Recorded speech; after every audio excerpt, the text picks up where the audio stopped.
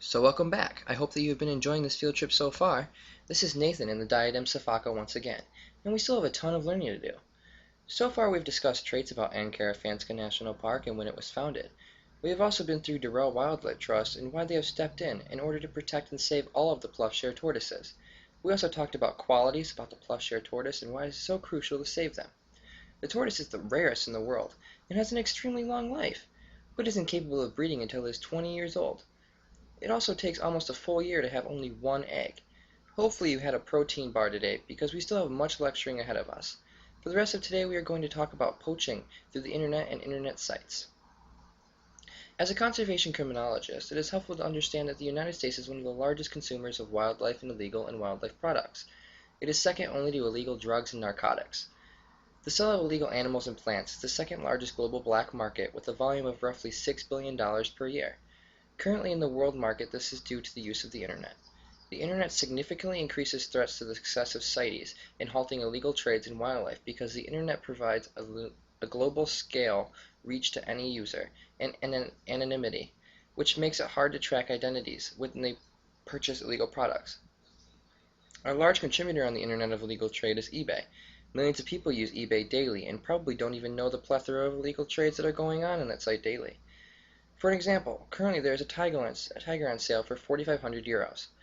This translated into American dollars is approximately only $9,000 for an illegal tiger where there's only 5,000 left in the wild and probably at least 10,000 in people's backyards and basements.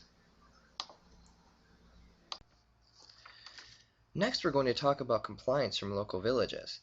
Villagers often tell outsiders where they can find endangered species because they usually don't either know that they are endangered or they need the money to support their families because it's on rough times.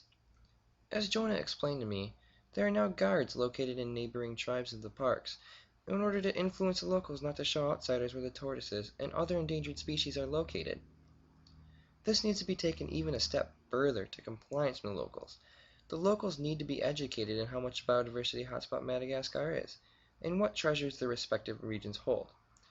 If they know this, they can further to save and protect their parks and help them.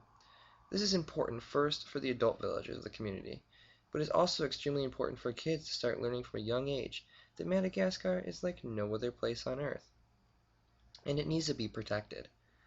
This is always going to be a give and take battle that will hopefully soon be equalized, but without conservation criminologists and conservationists this will never happen.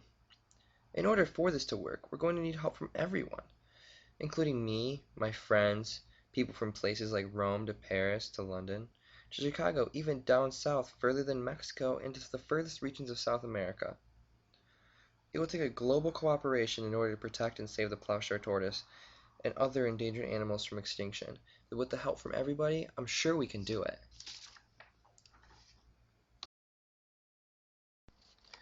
Now that we have finished this field trip, it's now important to consider what you can do as an individual to protect and save the environment and the species the environment holds.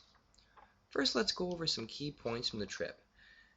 We learned that Ploughshare tortoises are the rarest in the world, and it takes a very long time for their eggs to hatch and come to sexual maturity, approximately 20 years, and the only way to tell that they're male is by the plow.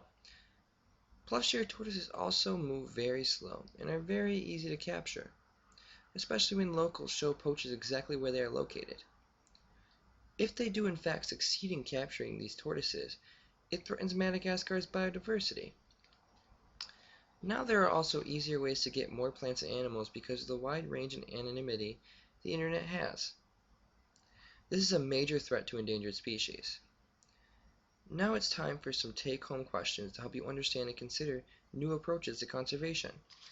The first is, what can you do as an individual to lessen the impact you have on the environment and its creatures?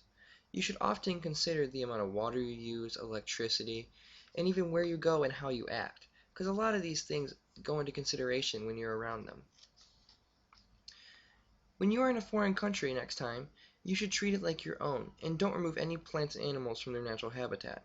This can severely damage the ecosystem, even though you think taking a little one won't matter. A little one really does matter. If everyone takes a little one, a little plant, maybe a little baby Ploughshare tortoise, they're soon to be extinct anyway. You have to consider yourself being that little one. Number 3. If you see someone that is sneaking out plants and animals, endangered or not, you should report it to the appropriate authorities. You should obviously look for someone that's not on the poacher's payroll. Oftentimes in countries like Madagascar that are a poorer nation, you find airports and people around airports that are on these poachers' payrolls. It's never good, but it's often true. So please look for the correct authorities so they actually do something about it. I hope you had a fun time on this field trip. I know I had a fun time making it and a fun time doing everything around it. And I can't wait till I'm back in Detroit. I hope you are just like me and can't wait to see your family and friends and your pets again, because we know those are the true things and the real things in our life.